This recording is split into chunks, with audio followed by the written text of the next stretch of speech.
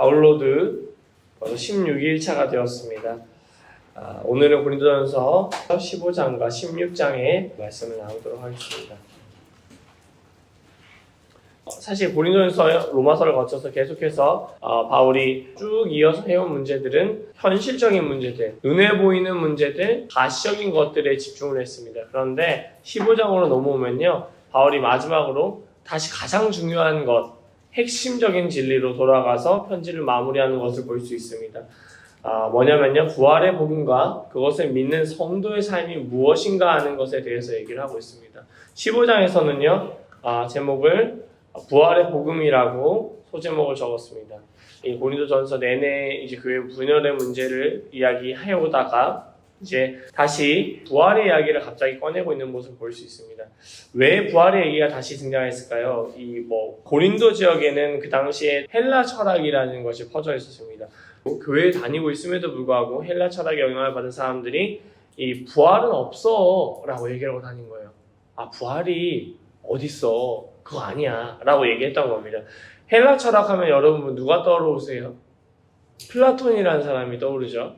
근데 그 사람이 무슨 얘기를 많이 했냐면 육체를 영혼의 감옥이라고 얘기를 했어요. 그래서 이 육체랑 이 영혼을 분리하는 이런 얘기를 많이 하는데 철학자들이 말하기를 영육이원론이다 이런 얘기를 많이 하는데, 육체를 별로 안 좋아했단 말이에요. 영혼이 갇혀있나 봐 이렇게 생각하는 사람들이 이 헬라 철학을 믿던 사람들인데, 그 당시 고린도가 원체 항구 도시고 많은 사상들이 섞여 있어서 그 당시 주류였던 헬라 철학의 영향을 많이 받은 것 같습니다. 근데 그런 사람들한테 몸에 부활할 거야, 네 육신을 입고 다시 부활할 거야 라고 얘기하면 어떻게 돼요? 그거 저주지, 감옥에 다시 들어가라고? 라고 생각했던 거예요. 교인임에도 불구하고. 그렇기 때문에 그 당시에 부활은 있으면 안 돼, 부활은 우리를 사랑하시는 분이 감옥에 다시 넣는다고? 그럴 리가 없지 라고 했던 사람들이 있었던 겁니다. 교회 안에도. 그러다 보니까 부활을 믿지 않는다, 교회를 출석함에도 불구하고 나는 부활을 믿지 못하겠다라고 얘기하던 성도들이 몇 명 있었던 것 같아요.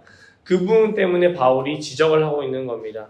물론 이제 우리가 부활을 믿지 못한다는 사람들, 복음서에도 기억나시죠? 사두개인. 그 사람들은 현실을 좀 더 어떻게든 부여잡다 보니까 그랬던 건데, 이건 또 반대 이유로, 영혼을 너무 강조해서 육신을 비천하게 여기다 보니까 또 반대 이유로 이 부활을 거절하고 있는 모습을 볼 수 있습니다. 그런데 바울은요, 부활만큼은 양보 못해 라고 얘기하는 거예요. 복음에서 부활 빠지면 안 돼 라고 얘기를 하고 있는 겁니다. 바울이 오늘 15장 13절 이하에서 길게 부활에 대한 변론을 하고 있는데요, 너네가 아무리 부활을 부정한다 할지라도 예수 그리스도는 죽은 자 가운데서 다시 살아나셨고 잠자는 자들의 첫 열매가 되셨다라는 거예요. 너네가 철학으로, 생각으로, 사상으로 아무리 부인한다 할지라도 예수께서 부활하신 것은 사실이다 라고 얘기를 하고 있는 거죠. 만일 우리 중에도요, 누군가가 교회를 열심히 다니는데 부활을 믿지 못한다고 합시다. 그러면요, 그 사람의 믿음은 아무것도 소용없는 거래요. 바울이.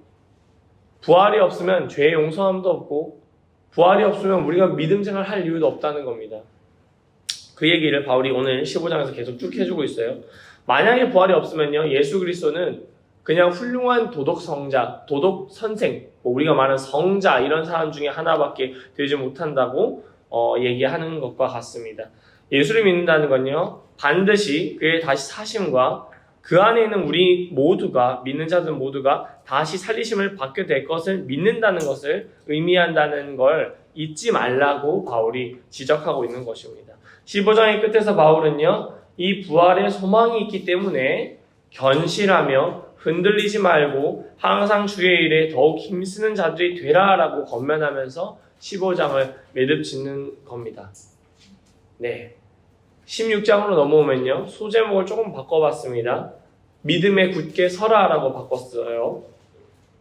네, 믿음에 굳게 서라 라고 바꿔봤는데요, 겉면의 말이기 때문에 사실은 기존의 소제목도 괜찮습니다. 15장에서 부활의 복음을 선포했지 않습니까, 바울이? 너네 부활 이거 되게 중요한 거야. 이거 없으면 복음이 완성될 수 없어. 아니, 복음이 처음과 끝이야.